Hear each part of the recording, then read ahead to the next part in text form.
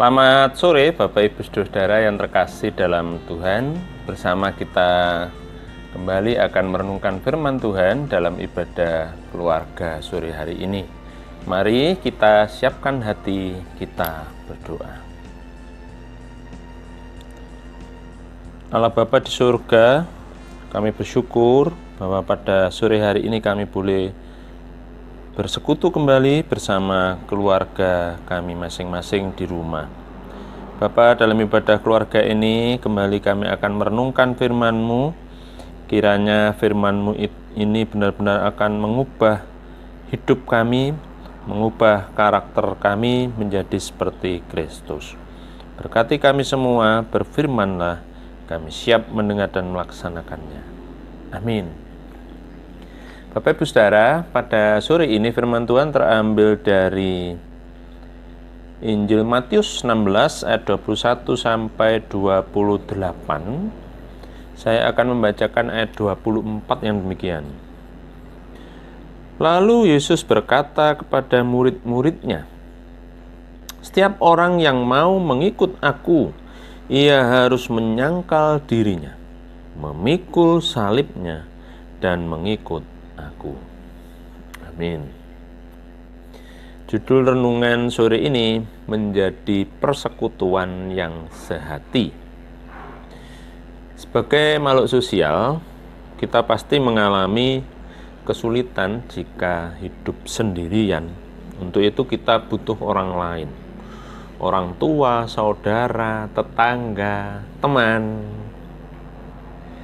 Dan dalam hidup bersama tentu kita berharap mendapatkan kedamaian, pertolongan, kemudahan. Namun hidup bersama tidaklah semudah yang dibayangkan, karena kadang saudara atau teman, sahabat yang kita harapkan menjadi penolong kita itu berubah menjadi saingan atau lawan yang kita anggap mengancam posisi kita. Hal ini menyebabkan hubungan yang semula baik menjadi retak, berubah menjadi perselisihan dan timbul percekcokan. Mengapa ini terjadi? Karena ada ego dalam diri manusia yang tidak dapat dikendalikan. Perselisihan itu juga bisa terjadi di dalam gereja.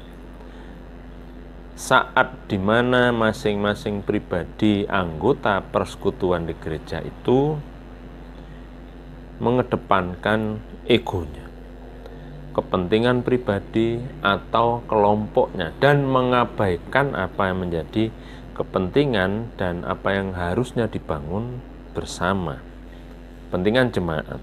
Akibatnya keutuhan persekutuan terancam. Tuhan Yesus mengajarkan bagaimana hal mengikut Yesus. Dalam mengikut Yesus ada dua hal yang harus dilakukan. Pertama, menyangkal diri, artinya mengalahkan dirinya atau menomorduakan kepentingan sendiri. Yang kedua, memikul salib, siap menderita, melakukan semua firman-Nya. Dengan demikian, Tuhan Yesus bermaksud jika kita mau mengikut Dia, kita harus mengalahkan kehendak kita dan mengedepankan kehendak-Nya. Ini akan membuat kita menderita sebab kita harus mengalahkan kepentingan diri sendiri, dan hal ini tidak menyenangkan. Dibutuhkan pengorbanan dan mungkin juga dapat mengakibatkan penderitaan. Nah, dalam hidup bersama sebagai persekutuan jemaat, kita harus hidup sehati. Masing-masing pribadi dalam jemaat harus mau mengalahkan kepentingannya sendiri atau kelompoknya dan mengutamakan kepentingan bersama atau jemaat. Untuk itu, kita harus mau mendengarkan orang lain, mau menghargai orang lain, dan bekerja sama mewujudkan damai sejahtera Allah di tengah kehidupan jemaat. Apalagi setiap gereja tentu punya peraturan yang harus ditaati oleh setiap anggotanya. Kesehatian dalam jemaat tentu akan membawa kemajuan dan pertumbuhan dewasa jemaat itu sendiri. Mari Bapak Ibu Saudara yang terkasih, kita mengedepankan kesehatian dalam membangun jemaat kita. Saat kita bisa hidup sehati dalam persekutuan gereja, itu artinya kita telah merawat keutuhan tubuh Kristus. Tuhan memberkati. Amin. Mari kita tutup dalam doa.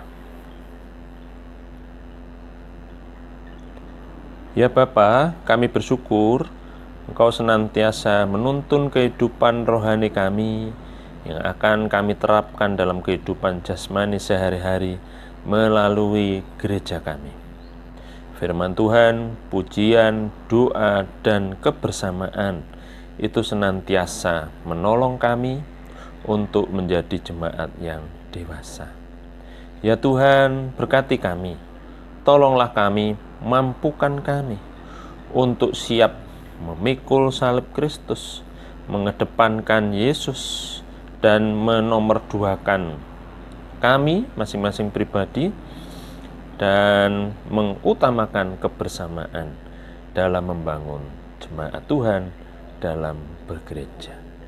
Inilah doa kami, sempurnakan firman-Mu dalam nama Tuhan Yesus Kristus. Amin. Saudara, selamat sore, Tuhan memberkati.